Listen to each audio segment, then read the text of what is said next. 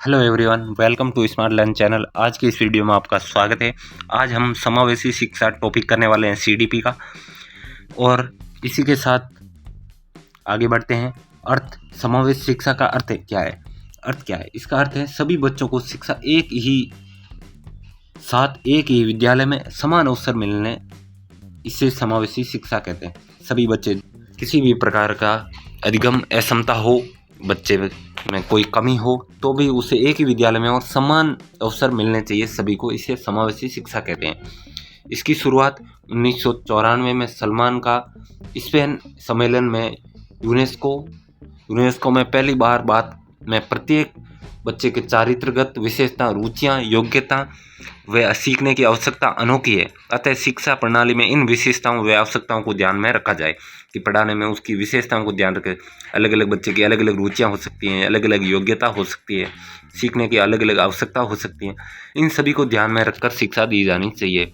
समावेशी शिक्षा, विशिष्ट आवश्यकता वाले बच्चे। समावेशी शिक्षा का मेन कंक्लूजन यही है कि सभी बच्चों को, विकलांग हो चाहे कैसा भी बच्चा हो, उसको एक ही विद्यालय में शिक्षा दी जानी चाहिए और एक ही स्तर की सभी को समान अवसर भी मिलने चाहिए। विशिष्ट आवश्यकता वाले बच्चों का वर्गीकरण, ऐसे बच्चे जिसको विशिष्ट प्रकार की अलग आवश्यकता होती है, वो बच्चे शारीरिक रूप से अस्थिबाधित बच्चा, ऐसा बच्चा जिसमें हड्डियों की जॉइंट मसल्स में दिक्कत होती हो, चीज़ें उठाने रखने में भी प्रॉब्लम होती हो, या कोई नकली अंग लगा रखा हो। ऐसे किस कारण से होता है? ये एक्सीडेंट से हो सकती है, बीमारी से हो सकती है, या जन्मजात भी हो सकती है। ऐसे को शिक्षा बच्चे की आवश्यकता के हिसाब से स्कूल के मॉडिफाई कर देना चाहिए, रैंप बना देना चाहिए। बच्चे अगर सीढ़ियों से नहीं चढ़ पा रहा है तो।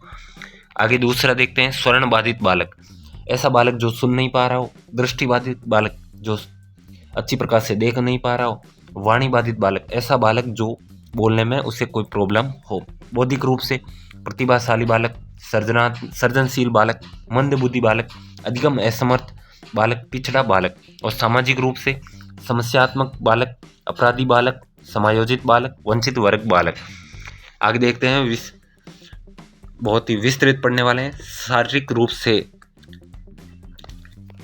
पहला अस्थि बाधित बालक, अस्थियों के जोड़े, मांसपेशियां सुचारू रूप से कार्य नहीं करती हो, उसे अस्थि बाधित बालक कहते हैं।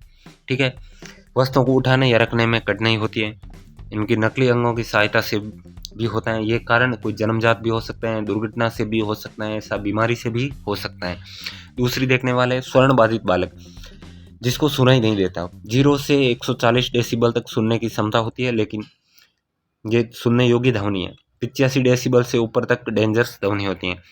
इसके स्वर्ण बाधिता के प्रकार है आंशिक और पूर्ण रूप से। कोई बच्चा तो पूर्ण रूप से सुनाई नहीं देता है, कई को आंशिक रूप से सुनाई नहीं देता है। इसका कारण हो सकता है रूबेला, कुपोषण या संक्रामक या छूत रोग, या दिमागी बुखार, या ब्रेन डैमेज हो सकता है, या कर्ण शोधन हो सकता है। तो ऐसे बालकों को शिक्षा देने के लिए इनकी प्रॉब्लम होती है। शब्द भंडार सीमित होता है और शब्द भंडार में एरर भी हो सकता है। भाषागत समस्याएं होती हैं। इनको शिक्षा, साइन लैंग्वेज या होठ पढ़ना सिखाना, वीडियो टैप का यूज करना, व्यावसायिक प्रशिक्षण देना चाहिए। भाषागत समस्याएं, कुछ बच्चों को आईक्यू कम हो सकती है। शब्द भंडार सीमित व श्रुतिपूर्ण होता है। शिक्षा वे बालक जो बिल्कुल नहीं सुन पा सकते हैं, मूक बधिर होते हैं, इन्हें चिन्ह भाषा, साइन लैंग्वेज से सिखाना, होठ पठन, लिप रीडिंग से सिखाना, वीडियो टैप से सिखाना।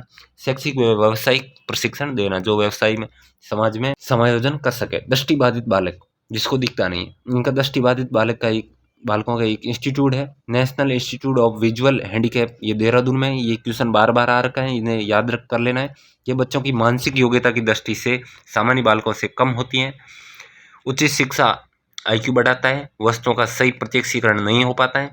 इनका मापन स्केल है स्नेल चार्ट, और इनका कारण हो सकता है ट्रोकोमा, ग्लोकोमा, एंटीसेप्टिक दवाइयों का प्रयोग, पठन का गलत तरीका, या दुर्घटना के कारण। इनको शिक्षा देने के लिए ब्रेल लिपि, भारतीय ब्रेल लिपि में कुल 6 बिंदु होती है। ये बार बार क्वेश्चन आया हुआ है, ईवीएस में भी आता है, इसमें भी आता है।